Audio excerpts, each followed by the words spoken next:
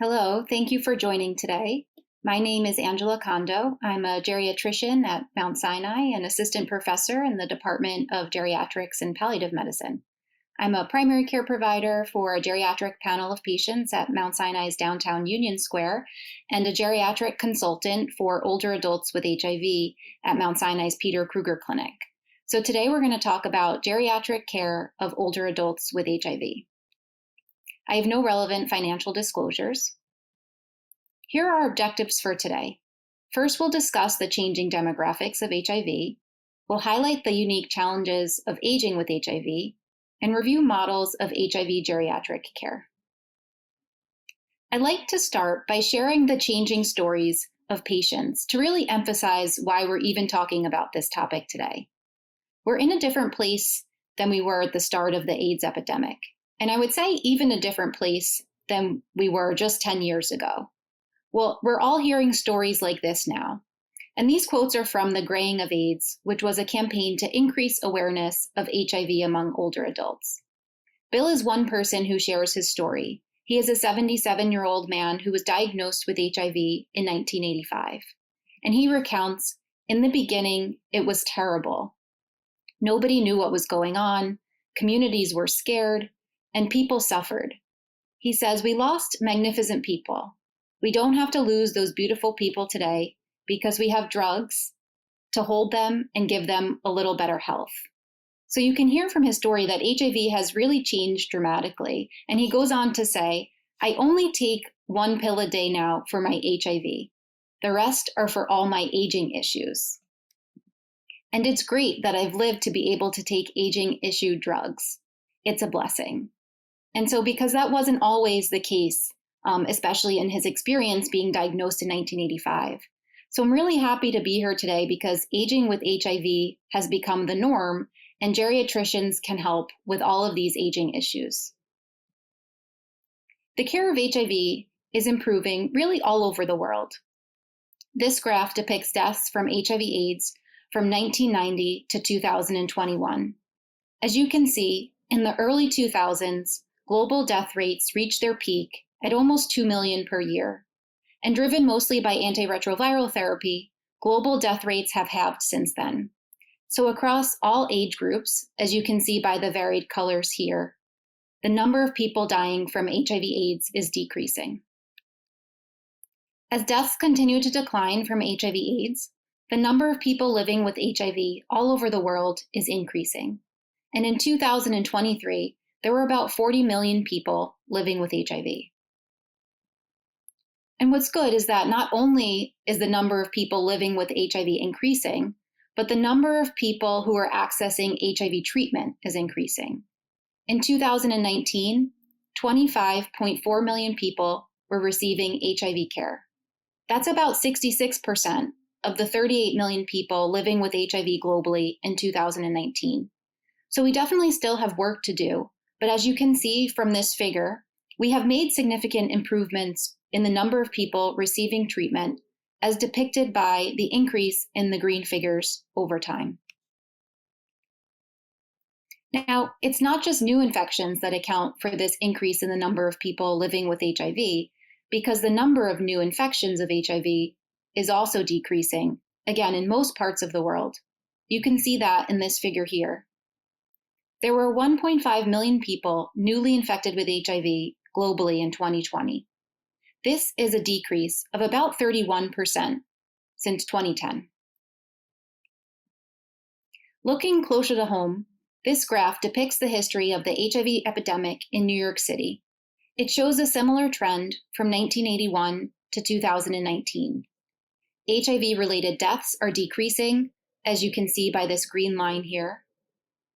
And new HIV and AIDS diagnoses are decreasing, as you can see by the red and the black lines here. And so the number of people living with both HIV and AIDS is increasing, as depicted by the blue bars.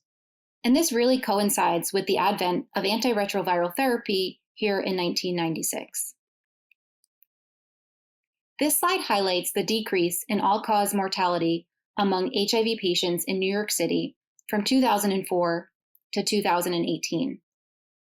As you can see, this is in large part due to the dramatic decrease in HIV-related causes of death, as depicted by the blue line. People with HIV are now dying from non-HIV related causes. You can see this trend again in New York City, depicted here. In 2005, 59% of deaths in people with HIV were HIV related. This is compared to 25% in 2019. So at this time, about 75% of deaths in people with HIV are non-HIV related. And what are these causes? These are cardiovascular disease, non-HIV related cancers, and accidents. These are the same top 3 causes of death in New York City in individuals without HIV. So people with HIV are now dying from the same exact causes as those without HIV. So putting this all together, you can see on this graph that as both the number of deaths and new infections are decreasing, the number of people living with HIV is increasing, really indicating that people all over the world are aging with HIV. In fact, the percentage of people living with HIV who are age 50 years or older is increasing all over the world, but especially in Central and Western Europe and North America, as depicted by the blue line here. In 2018, 51% of people living with HIV in the United States were age 50 and older, and nearly 3/4, or 72%, were age 40 and older. So older adults are making up the majority of those living with HIV. This is really remarkable, highlighting an improvement in care, but also hopefully drawing attention to the need to focus efforts and funding on the unique experience of aging with HIV. This slide highlights the density of people living with HIV who are age 55 or older by state. You can see the deep maroon states are those with the highest percentages of older adults living with HIV. And New York State, not surprisingly, is one of those states. And this trend is not going away. People are going to continue to age with HIV. This is a projection study of adults living with HIV in the United States.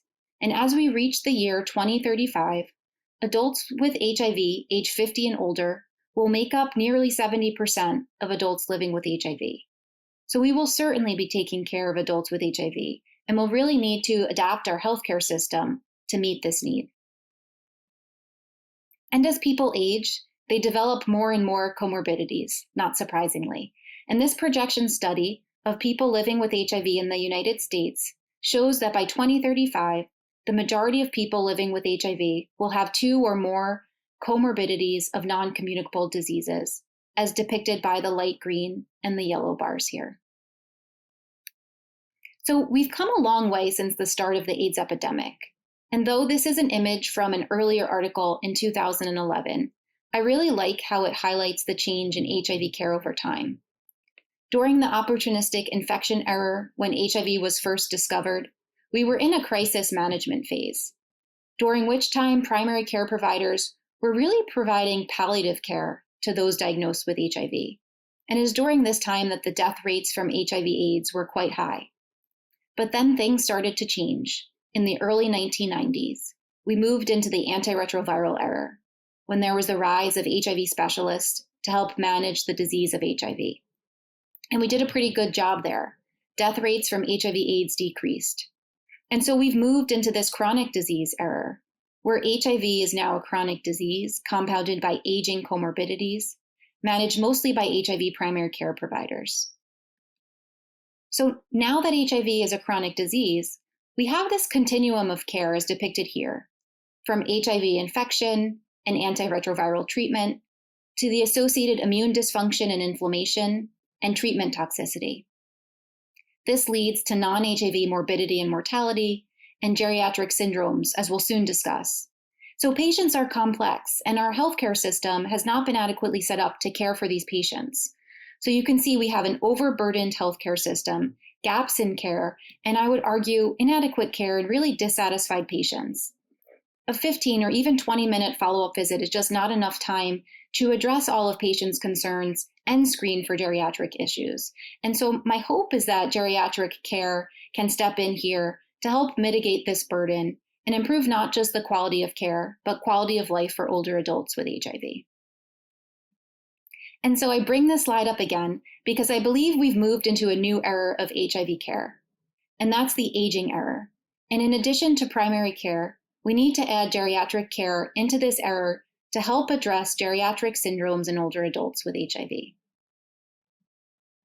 And this really isn't new thinking. This article titled Geriatric HIV Medicine is Born was written 7 years ago in 2017. It just takes clinical medicine a little bit of time to catch up, but I do think it is. In fact, in this article published in JAMA in December of 2022, the authors highlighted recommendations from the 2022 International Antiviral Society USA panel on antiretroviral drugs for treatment and prevention of HIV infection in adults. They had a specific section on older adults, which I was happy to see, and recommendations on screening for geriatric syndromes, and also a recommendation to consider integrated care models. However, there's a disclaimer: there is no gold standard model of integrated HIV geriatric care. Why is that? Well, for one, these models are fairly new and still in their implementation phases. And the care of older persons with HIV is diverse and complex. And this slide just attempts to highlight that complexity. The care of older persons with HIV is more than just medical care and HIV management. As geriatricians, we really know this. We need to address functional status, comorbidities, geriatric syndromes, behavioral health, and social services. And unlike the population of adults without HIV, older adults with HIV experience stigma associated with the disease of HIV itself and aging at younger chronological ages, as we'll get into. And so, although there's no gold standard model of HIV geriatric care, we can learn from some of the existing models to develop some best practice guidelines that can be adapted in different care settings. But before we go into the geriatric HIV models of care, I'd like to highlight some of the unique challenges of aging with HIV. You can see here that there are the changes associated with normal aging, and in many HIV clinics, the average age of patients is age 50 or older. There are lifestyle factors which tend to have a higher prevalence in the HIV population, such as tobacco use and alcohol or drug use. There's persistent immune dysfunction and inflammation associated with the disease of HIV itself, whether it's well controlled or not. And there's drug toxicity, especially for those who've aged with HIV and been on multiple drug regimens. So there are certainly unique challenges which contribute to premature or accelerated aging in adults with HIV. And in fact, if you look in the literature, an adult with HIV is typically considered someone age 50 and older, so a little bit younger than the typical population that we think of as an older adult age 65 or older. Here you can see a model of accelerated aging, whereby individuals with HIV, as depicted by the red dashed line, experience comorbidities at younger ages than those without HIV, despite treatment with antiretroviral and undetectable viral loads. And it's hypothesized that this may be related to immune dysfunction and inflammation. In contrast to the model of accelerated aging, there's also a model of accentuated aging, which hypothesizes that the risk of comorbidities in adults with HIV, depicted again by that red dashed line, is elevated at every age relative to those without HIV. And so in essence, HIV is a risk factor for other chronic diseases. Here you can see a model of combined accelerated and accentuated aging, where comorbid conditions could develop both at an earlier stage and at a higher rate in those with HIV compared to those without HIV. And in actuality, whether HIV accelerates or accentuates aging or both is likely organ and disease specific. Consistent with the model of accentuated aging, you can see that older adults with HIV have increased risk of multimorbidity. At each age range, here on the x-axis, you can see that older adults with HIV have increased probability of multimorbidity, defined as 2 or more non-communicable diseases, compared to age-matched controls without HIV. This probability increases with increasing age, and those with HIV for a longer duration of time have the highest probability of multimorbidity at each age range. And you can see that depicted by the red line here in this graph, which is an HIV duration of 20 years or more. This slide highlights some of the specific comorbidities that develop either at younger ages and/or higher frequencies in those with HIV versus those without. Older adults with HIV are depicted by the solid line, and those without HIV, the dashed line. Each of these conditions, renal failure, diabetes, bone fracture, hypertension, and cardiovascular disease, conform to the model of accelerated or accentuated aging, or both. Older adults with HIV are also more likely than age-matched controls without HIV to experience polypharmacy, defined as 5 or more medications other than their antiretroviral therapy. In this cohort of patients aged 55 and 65 and older, 43% of patients with HIV for greater than or equal to 20 years experienced polypharmacy, compared to 24% of patients without HIV. And there was no statistical difference between HIV duration and polypharmacy, meaning that those individuals with HIV of any duration were more likely to experience polypharmacy compared to age-matched controls without HIV. And in some other studies, the rates of polypharmacy reach 70 to 90% for adults with HIV that are age 50 and older. And that's certainly more in line of what I'm seeing in my own clinical practice, that polypharmacy is a huge problem in this population. And this syndrome of polypharmacy conforms to that model of both accelerated and accentuated aging, as polypharmacy occurs both at younger ages and with higher frequencies in adults with HIV. This is another study that just exemplified the experience of polypharmacy in adults with HIV. In this cohort study of older adults with HIV, the median number of medications was 13. 96% of people were taking 5 or more medications. When antiretroviral therapy was excluded, still 74% of participants were taking 5 or more medications.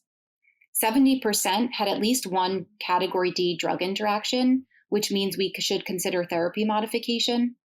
52% had at least one potentially inappropriate medication based upon the American Geriatric Society Beers criteria.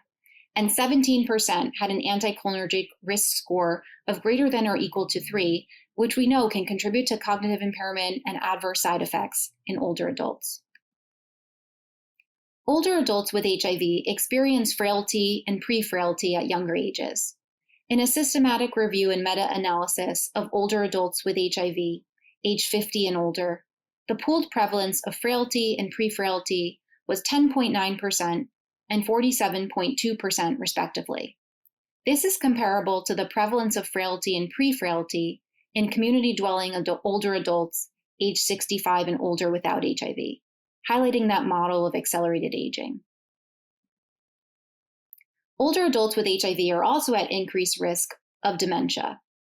In this observational cohort study of adults over age 50, both with and without HIV, incident dementia diagnoses were recorded over time.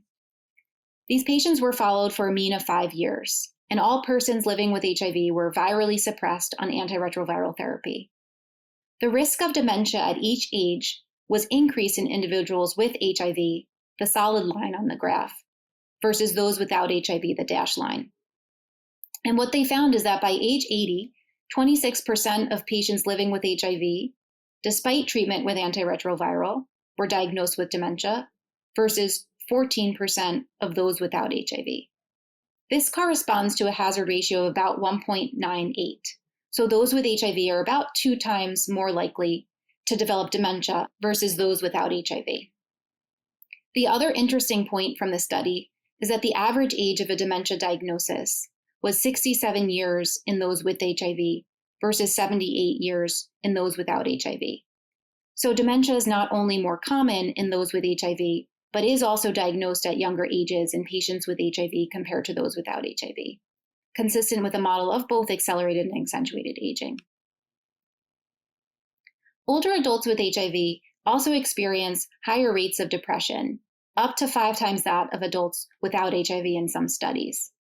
In the research on older adults with HIV study about 1,000 New York City-based HIV positive men and women over the age of 50, about 40% of participants exhibited symptoms of major depression. And multivariate modeling showed this was significantly related to increased HIV-associated stigma, increased loneliness, decreased cognitive functioning, and reduced levels of energy. All things as we as geriatricians can help to combat. And older adults with HIV are experiencing other geriatric syndromes. In this cross-sectional study of HIV-positive adults age 50 and older, nearly 50% had difficulty with one or more instrumental activities of daily living, like managing medications or finances. 40% had depression, similar to the prior study I just showed you, and about 25% had mobility impairment and falls. But I do want to highlight that not all aging with HIV is the same. This is a recent study that looked at the differences in comorbidities of adults age 50 or older with HIV, stratified by year of HIV diagnosis. They stratified year of HIV diagnosis by long-term HIV survivors, who were considered those older adults who were diagnosed with HIV prior to 1996, and then compared those to those that were diagnosed after 1996. You might ask, why 1996? This was the year of the advent of antiretroviral therapy. You can see from this graph that long-term survivors in the blue bars were more likely than older adults with HIV diagnosed after 1996 to experience comorbidities such as osteoarthritis, depression, COPD, psychiatric disorders, and cancer. Long-term survivors were also more likely to report dissatisfaction with life and fair or poor quality of life. Now, why is this the case? It's not known for sure, but long-term HIV survivors were exposed to more toxic antiretroviral regimens prior to 1996, and so that may contribute to some of the comorbidities. They've also lived a longer period of time with chronic inflammation related to HIV. And so I think we just need to use all of this knowledge that we have about the challenges of aging with HIV, but really also remember to focus on the unique experience of the person we're caring for in front of us. The other point I'd like to highlight is that older adults are not immune to new HIV infections.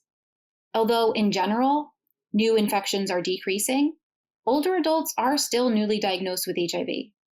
In this figure, which is stratified by men and women, you can see if you combine these scores here, about 3,700 adults aged 55 and older were diagnosed with HIV in 2022. And you can see the age ranges here. So younger people are still more frequently diagnosed with HIV, but older adults are not making up an insignificant amount of new infections. And I highlight this because this is important to remember. If we're not asking about sexual activity or high-risk behaviors, then we do risk delayed diagnosis of HIV for older adults. Here we can see the percentage of those with a late presentation of HIV is increased in people that are over 50 years of age. Late presentation here is defined as a CD4 count of less than 350 at diagnosis. So at diagnosis, 47% of people over age 65 were diagnosed at a late presentation, compared to 38% of people diagnosed less than 50 years of age. This graph also highlights that point.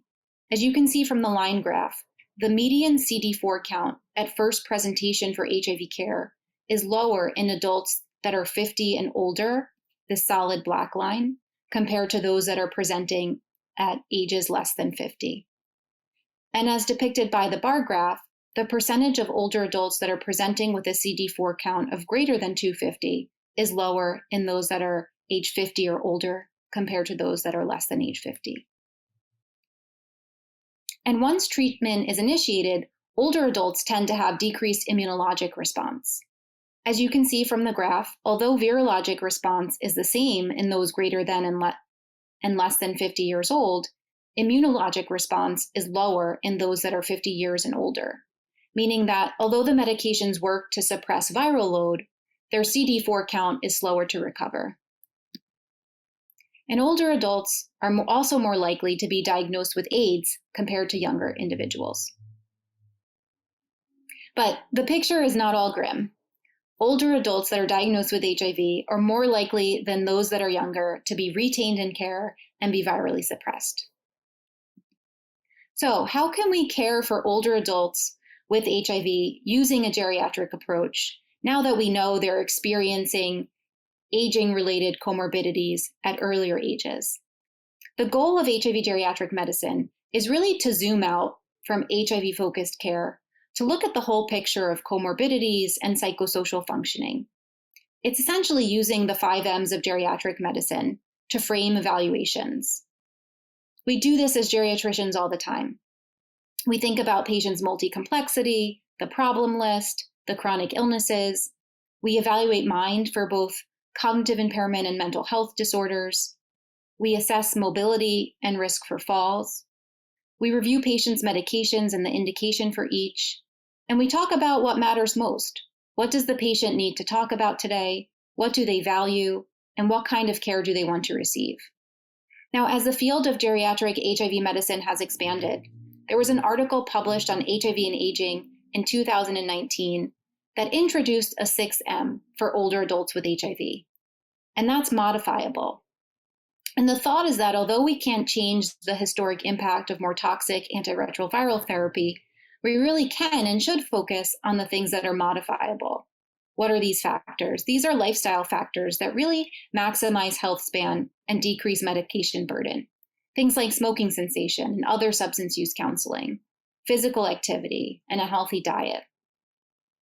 And so using these 5 or 6 M's as a framework, we'll often conduct a comprehensive geriatric assessment. And it's an assessment of more than just a patient's medical issues.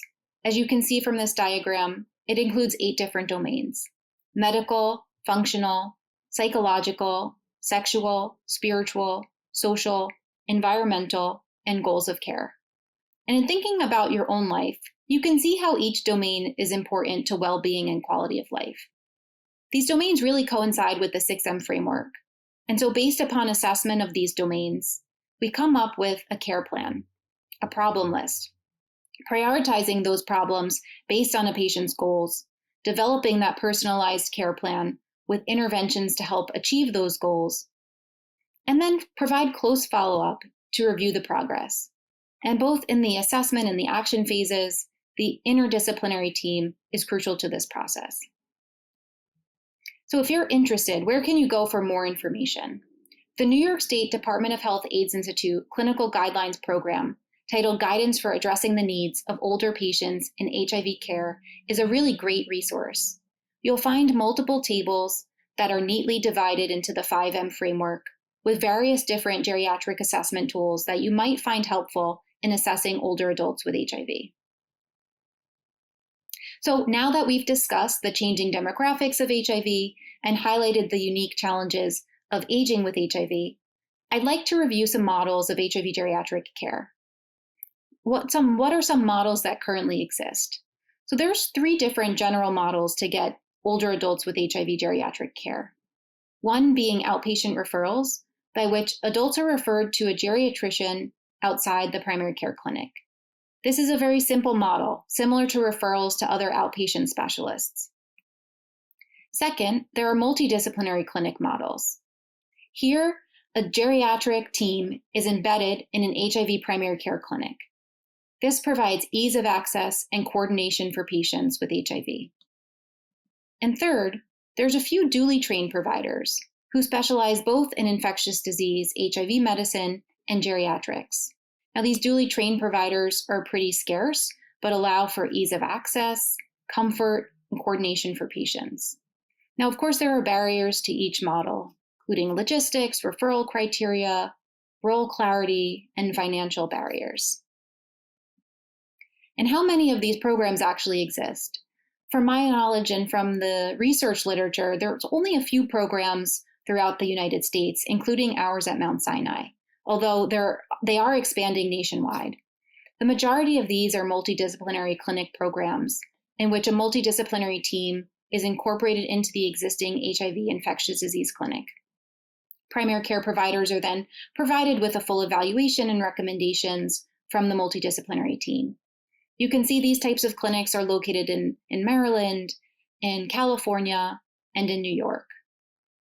There are outpatient referral models in Colorado and in Boston, and there's duly trained provider in Pennsylvania.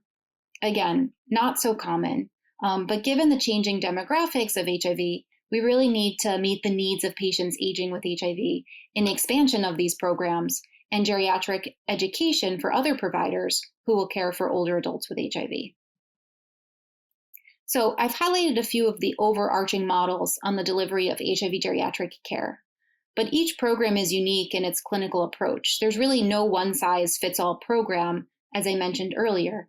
But what can we understand from the current models of HIV geriatric care that can then be generalized to others looking into implement such programs in their area? This article was published in BMC Geriatrics last year and sought to identify key components of existing geriatric care models. They reviewed 13 articles on HIV geriatric care models, primarily in the United States, with a few from the United Kingdom. And they identified 3 key operational components: collaboration and integration, organization of geriatric care, and support for holistic care. And we'll talk about what these entail on the following slides. So many of these HIV geriatric programs describe the importance of collaboration and integration. This includes multidisciplinary care roles with providers from different specialties to address the aging needs of adults with HIV, nurses and allied health professionals such as nutritionists or physical therapists, among others, and peer navigators. And with all these roles, team-based care with communications across disciplines is extremely important. And to integrate within the community, many programs include some avenue for community linkages. These components really highlight that whole person care approach to adults with HIV. Another key component to HIV geriatric care is to describe the organization of geriatric care. What are the staffing models? How will the multidisciplinary care roles be organized? How will patients access services? What is the referral process? And what evidence-based screening practices will be incorporated into HIV geriatric care? Again, though these details will vary program by program, each successful HIV geriatric care model will really need to identify these processes for their clinical environment. The third identified component of HIV geriatric care models is the support for holistic care, which acknowledges that health challenges for older adults with HIV extend beyond viral suppression and the medical office visit. This component includes the use of the comprehensive geriatric assessment, as we just talked about, and ways to support self-management, including education and coaching. So I think that article was a really great start to identifying key components of HIV geriatric care models, but our work is not yet done. And the Health Resources and Services Administration recognized this and recently funded 10 demonstration sites across the country to create, implement, and disseminate different models of HIV geriatric care over a 3-year period. We're about 2 years in, and each site has a unique approach, whether that includes training HIV providers in geriatric principles, incorporating a geriatrician into HIV primary care clinics, or intensive case coordination. Many sites are using the 5N framework of geriatric care, while others are focusing on specific geriatric syndromes such as frailty, polypharmacy, and falls. Our program at Mount Sinai, the Comprehensive Program of Integrated Care for Older Adults with HIV, is one of the funded programs. With grant support from HRSA, we've incorporated a community health worker into our interdisciplinary team, which had already included a geriatrician, a nurse, a pharmacist, and a social worker. As you can see on the right, our model adheres to that multidisciplinary clinic model, where our HIV geriatric program is embedded in one of the HIV primary care clinics, which is PKC, as you see there, or the Peter Kruger Clinic, which is part of the larger Institute for Advanced Medicine at Mount Sinai. Here you can see our collaboration and integration components with multidisciplinary care roles, team-based care, and community linkages via our community health worker. Here are some components of the organization of our geriatric care. We encourage providers to refer patients that are age 50 or older to our program for really one of 5 reasons, which coincide with the 5M framework of geriatric medicine: multimorbidity or comprehensive geriatric assessment, mind or cognitive evaluation, mobility assessment, medication management, and what matters most or advanced care planning. Although we're really happy to help in any way that we can. And highlighting that support for holistic care component, our vision of the community health worker is one of support both for our program, but more importantly for patients before, during, and after their visits. She provides education on what is geriatric medicine and why am I seeing a geriatrician, trying to overcome that big knowledge and stigma barrier. She provides outreach before and in between office visits. She assists with care coordination and navigating our complex healthcare system. And we've trained the community health worker to administer some of our geriatric screening tools so that the geriatrician can really focus on creating an individualized care plan for the patient. And so what are some of our outcomes? Well, our program started in September of 2020, and our community health worker was integrated in 2023. Here you can see the scheduled consultations in blue and completed visits in orange. So we're seeing more patients over time, and our show rate is increasing, which we attribute partly to our community health worker. As of now, we have had about 400 patient visits through our program. And most patients are referred for mind or cognitive assessment, making up about 50% of the referrals, followed by multi-complexity and mobility. The average age of the patients that we've seen is 67 years old. And it's good to evaluate our program outcomes for quality improvement purposes, but what are some published outcomes for these HIV geriatric care models that I've discussed so far? And to be honest, there are not many published outcomes, so we really need to grow our evidence base here. But the Golden Compass program in San Francisco has published some of their work, and you can see the components of their program here, focusing on heart and mind, bones and strength, dental hearing and vision, and navigation and network. I don't have the time to go into their program in detail, but I can tell you it does include multidisciplinary care roles, team-based care, community linkages, organizational structure, and a focus on holistic care. So all of those core components that we've talked about. What I'd like to highlight, though, are the outcomes of patient satisfaction and acceptability of this care model. You can see that 97% of participants were satisfied with their care overall, and 100% were satisfied with the geriatric clinic in particular.